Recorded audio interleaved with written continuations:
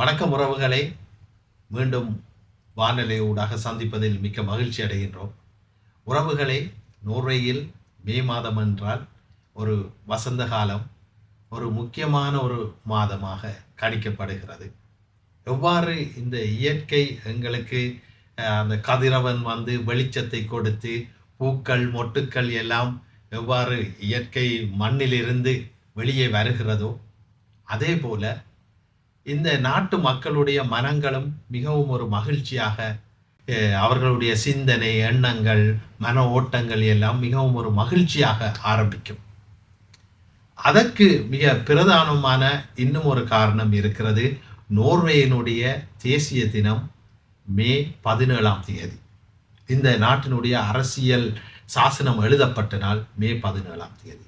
இந்த நாளிலே நாங்கள் எங்களுடைய நோர்வே பேகன் நகரின் நகரசபை உறுப்பினரான குபேரன் துரைராஜ் அவர்களை சந்திக்கின்றோம். வணக்கம் குபேரன். வணக்கம். நீங்கள் சொல்லுங்கள், நோர்வேயினுடைய மிக முக்கியமான சுதந்திர தின நாள் மே 17. இந்த நாளிலே இந்த நாட்டினுடைய மிக முக்கியத்துவத்தை சொல்லுங்கள். மே 17 வந்து ஒரு மிகவும் முக்கியமான ஒரு நாள். என்று சொன்னால் இந்த மே 17 814ஆம் ஆண்டுக்கு முதல் நோர்வே அரசியலில் வந்து பல குழப்பங்கள் இருந்தது. ஆரம்பத்தில் போனால் பிரதானமாக நெப்போலியன் போருக்கும் நோர்வேயின் 17 மேக்குமான தொடர்பு இருக்குது. நெப்போலியன் காலத்தில் வந்து டென்மார்க்கு கீழே தான் நோர்வே ஆட்சி செய்யப்பட்டது. டென்மார்க் தான் நோர்வே ஆட்சி செய்தது. அப்போ நெப்போலியன் வந்து போரில் தோல்வி அடையக்கில் வந்து நெப்போலியன் போருக்கு எதிராக இங்கிலாந்து ரஷ்யாவோட வந்து ஸ்வீடனும் வந்து பங்கு பெற்றினது. அப்போ அயல்நாடான டென்மார்க்குக்கும் ஸ்வீடனுக்கும் வேறுபாடு இருந்தது. டென்மார்க் வந்து நெப்போலியன் போருக்கு உதவி செய்தது. ஸ்வீடன் வந்து நெப்போலியனுக்கு எதிராக போராடிய ரஷ்யாவுக்கும் இங்கிலாந்துக்கும் உதவி செய்தது. அப்போ நெப்போலியன் தோல்வி அடைஞ்ச உடனே டென்மார்க் வந்து நோர்வேயின் இதையும் வந்து ஸ்வீடனுக்கு கொடுக்க வேண்டியிருந்தது. அந்த கீல் என்று சொல்லி ஜெர்மனியில் இருக்கிற ஒரு நகரத்தில் வந்து ஒரு ஒப்பந்தம் வந்து கைச்சாத்திரப்படுது. 1814 ஜனவரி ஒரு ஒப்பந்தம் கையெழுத்தப்படுது. என்னென்னு சொன்னால், டென்மார்க் வந்து அதாவது நெப்போலியன் தோல்வி அடைஞ்ச உடனே ஸ்வீடன் டென்மார்க் வந்து நோர்வேயின் அதிகாரத்தை கையளிக்குது. அதை வந்து நோர்வேஜிய மக்கள் ஏற்றுக்கொள்ளலை. ஸ்வீடன் வந்து தங்களை ஆட்சி செய்கிறத நோர்வேஜிய மக்கள் விரும்பவில்லை. ஆகவே 17 மே மாதம் 1814ஆம் ஆண்டு வந்து 112 நோர்வேஜிய தலைமை வகிக்கக்கூடிய இந்த சமூக பொறுப்பாளர்கள் வந்து 112 பேர் வந்து எய்ட்ஸ்போல் என்ற இடத்துல சந்தித்து அவர்கள் வந்து ஒரு நோர்வேக்கான அரசியல் சாசனத்தை எழுதினோம்.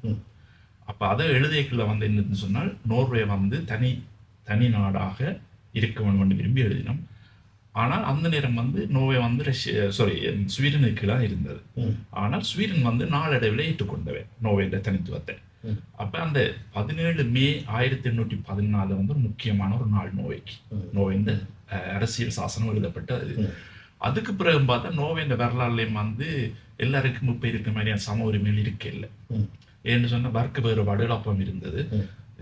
மத தலைவர் பாதிரியார் மற்ற முதலாளி வர்க்கம் வந்து கூடுதலாக ஆட்சி செய்கிறதுக்கான அனுகூலம் தான் அப்போ இருந்தது.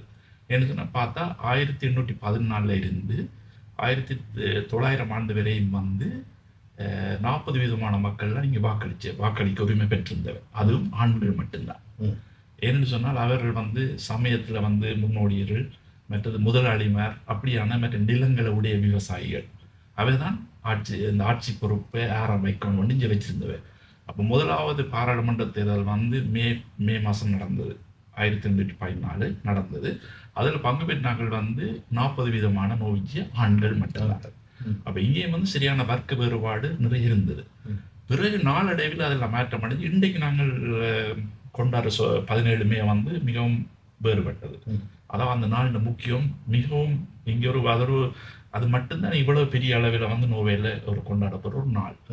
அது கொண்டாடுற முறையில வந்து சின்ன வித்தியாசம் இருக்கு. நாங்கள் எங்களுடைய அனுபவம் வந்து வெளிநாடுகளில் வந்து இப்படியான நாள் சுதந்திரம் கொண்டாடைக்கு வந்து இராணுவ மரியாதைகளும் இங்கே அதை எதுவுமே இருக்காது. இங்கே மக்கள் ஒன்று கூடி மிகவும் மகிழ்ச்சியாக தங்களுடைய கலாச்சார உடைகள், கலாச்சார உணவு அதுகளை பரிமாறுறதோட ஒரு மிகவும் ஒரு மகிழ்ச்சியான ஒரு நாளாக இங்கே நடக்கிறது. ஆகவே இந்த 1814 வந்து நோர்வேஜிய அரசியல் ரீதியாக ஒரு முக்கியமான ஆண்டு. இந்த அணிவகுப்புகள், அதாவது குழந்தைகள்ல இருந்து குழந்தைகளை தோளில் வைத்துக்கொண்டு தாய் தகப்பன் போவதில் இருந்து அந்த ஊர்வலமாக போவார்கள். அதை பார்க்கும் பொழுது மிகவும் மகிழ்ச்சியாக இருக்கும். மக்கள்லாம் அதிகம் நிற்பார்கள். காவல் படையினரோ அல்லது அவர்கள் அந்த ஒழுங்கமைப்பை செய்ததை பார்ப்போம். ஆனால் மக்கள்லாம் அந்த ஊர்வலங்களில் போவதும், குறிப்பாக மிக முக்கியமாக மாணவர்கள், மாணவ செல்வங்கள், சிறுவர்கள் அவர்களுக்கென்று தனித்தனியாக பாடசாலைகளில் இருந்தாலும் இங்கும் வந்து சந்திப்பதை பார்ப்போம் இல்லையா? அதாவது இந்த நாளை வந்து எப்படி உருவாக்கி இருக்கணும்னு சொன்னால், இந்த நாளை வந்து கொண்டாடுறது எப்படி கொண்டாடணும்னு சொல்லி முடிவெடுக்கிறதுக்கான குழுவில் வந்து எல்லா வகையான ஆட்களையும் சேர்த்துக்கணும். வெளிநாட்டவர்கள் இருப்பார்கள், இளைஞர்கள், வயோதிபர்கள், இந்த சங்கங்கள். அப்போ அவர்கள் வந்து இதை வடிவாக திட்டமிட்டு எல்லாரையும் உள்வாங்கி சிறந்த முறையில் ஒரு குழப்பம் இல்லாமல் செய்யணும்ன்றதை நீ மிகவும் திட்டமிட்டு செய்கிறவர். அதனால இந்த நாள் வந்து மிகவும் சந்தோஷமாக எல்லாருக்கும் அமையுது. இந்த ஊர்வலங்களிலே அல்லது வீடுகளிலே கொடிகளை தாங்கி போவது இருக்கிறது, அதை பற்றி நீங்கள் நோர்வேஜிய கொடி வந்து அதிகமாக இங்கு உள்ள எல்லா வீட்டிலையும் கொடி இருக்கணும். அதே மாதிரி ஊர்வலத்திலையும் வந்து நோர்வேஜிய கொடியை வந்து கூடுதலாக எல்லாருமே கொண்டு போயிடும். ஆனால் இன்னொரு வித்தியாசம் ஒன்று இங்கே தான் நாங்கள் பார்க்கலாம். எங்களுடைய நாட்டிலேயோ வேறு இடங்களிலே பார்க்க முடியாது என்று சொன்னால், மற்ற நாட்டு கொடிகளையும் விரும்பியவரை கொண்டு போகலாம்.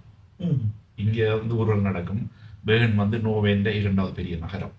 350,000 மக்கள் வாழ்ற ஒரு மிகவும் ஒரு பிரபல்யமான வரலாற்று முக்கியத்துவம் வாய்ந்த ஒரு நகரம் நோர்வே. முன்னைய தலைநகரம் கூட பேர்ன் தான். அப்போ பேர்ன் வந்து மிகவும் ஒரு எல்லா வகையிலையும் இங்கே அறிவாளர்கள், கல்விமான்கள் நிறைய முக்கியத்துவம் வாய்ந்த ஒரு நகரம். அதில் இன்னொன்னே சொல்லணும், எங்களுடைய தமிழாக்கள் சார்பிலேயும் பேர்ன் ஒரு முக்கியத்துவமான ஒரு நகரம். முதலாவது தமிழர் வந்து 70 வருடங்களுக்கு முதல் வந்து நோர்வேன்ற முதலாவது தமிழரும் வந்து குடியிருந்து பேர்ன் தான். குறிப்பிட்டு சொல்வதானால் எங்களுடைய குட்டியங்கள் ஆண்டனி ராஜேந்திரம் அவர்கள் இங்கே 70 ஆண்டுகளுக்கு சரியாக 70வது ஆண்டு இந்த ஆண்டு, அதிலும் ஜூன் மாதத்தில் தான் அவர் இங்கே காலடி எடுத்து வைத்திருக்கின்றார் என்பது நாங்கள் இந்த நாடு முழுவதும் அதை நாங்கள் ஒரு ஒரு கொண்டாட்டமாக நாங்கள் அதை அனுஷ்டித்து வருகின்றோம் என்பதை இப்பொழுது சொல்லலாம். அதாவது எங்களுக்கு வந்து பேர்ன் வந்து ஒரு மிகவும் ஒரு முக்கியமான நகரம்.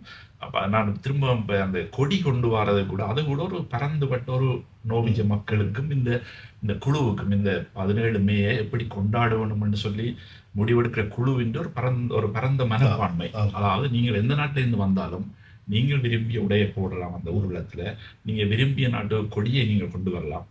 ஆனால் தனிப்பட்டதே நான் அதுக்கு அதனால் எனக்கு அதில் ஈடுபாடு இல்லை. ஏன்னா நாங்கள் இது நோர்வேயில் வாழ்கிறோம். நோர்வேஜிய சுதந்திர தினம், இந்த தினத்தில் நாங்கள் வந்து நோர்வேஜிய கொடியை தான் கொண்டு போகணும் என்றார் என்று இது. ஆனால் நான் ஏன் சொல்கிறேன்னா, அப்படியெல்லாம் அதாவது இராணுவ மரியாதை இல்லை. விரும்பிய கொடியை நீங்கள் கொண்டு போகலாம். நீங்கள் உங்களோட நாட்டு விரும்பிய உடைகளோடு இங்கே வரலாம்.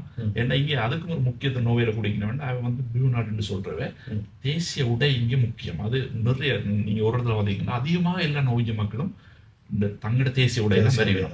ஆனால் அந்த நேரத்தில் கூட இன்னொரு நாட்டவர் வந்து தங்கட நாட்டு உடையை போடணும்னு சொன்னாலும் அதுக்கு கூட இங்கே ஒரு இதை கொடுத்திருக்கணும். ஆகவே இந்த விழா வந்து இந்த கொண்டாட்டம் வந்து மிகவும் ஒரு பிரசித்தி, ஒரு முக்கியமானது. விஷயங்கள் வேறுபட்டது. பிள்ளைகளுக்கானது, அமைதியானது. இங்கே நீங்கள் காவல்படையை காண இல்லாது, இராணுவ மரியாதை இல்லை, எந்த விதமான. ஆகவே இது ஒரு மிகவும் ஒரு முக்கியமான ஒரு கொண்டாட்டம் தான் நான் பார்க்கிறேன். இந்த வேளையிலே நாங்கள் மே 17 நாங்கள் அதை பற்றி பார்த்து கொண்டிருக்கின்றோம். மே 18ஆம் நாள் 18ஆம் தேதி எங்களுடைய நாட்டிலே உங்களுடைய மக்கள் இனம் அழிக்கப்பட்ட ஒரு நாளாக அது பார்க்கப்படுகின்றது.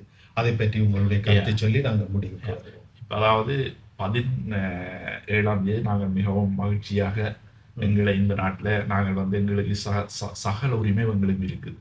நாங்கள் இங்கே பிறக்காமல் நாங்கள் இங்கே குடிபெயர்ந்து வந்தால் கூட எங்களுக்கு சகல உரிமையும் தந்திருக்கு இந்த நாடு. மிக மகிழ்ச்சியாக நாங்கள் 17ஆம் தேதி நாங்கள் இந்த கொண்டாட்டத்தில் கலந்து கொள்கிறோம்.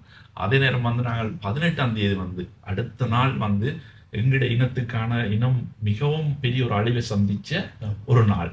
ஆகவே அந்த 2 நாட்டுக்கும் இப்போ நாங்கள் இந்த சுதந்திரத்தை நாங்கள் மிகவும் மகிழ்ச்சியோட முதல் நாள் அனுபவிச்சுட்டு அடுத்த நாள் மிகுந்த கவலையோட நாங்கள் அது அப்படி ஒரு இருக்கிற ஒரு நாள். ஆகவே அந்த நாளுக்கும் நாங்கள் எங்களோட இனத்துக்கு தேவையான விடிவு கிடைக்கணும். எங்களோட இனமும் நாங்கள் இப்போ இங்கே அனுபவிக்கிற மாதிரி ஒரு காலத்தில் அனுபவிக்கிற சூழ்நிலை உருவாக வேணும்னு நான் விரும்புகிறோம். ஆமாம், மிகவும் நன்றி குபேரன். மிக முக்கியமான கருத்துக்களை இங்கு முன்வைத்திருக்கின்றீர்கள்.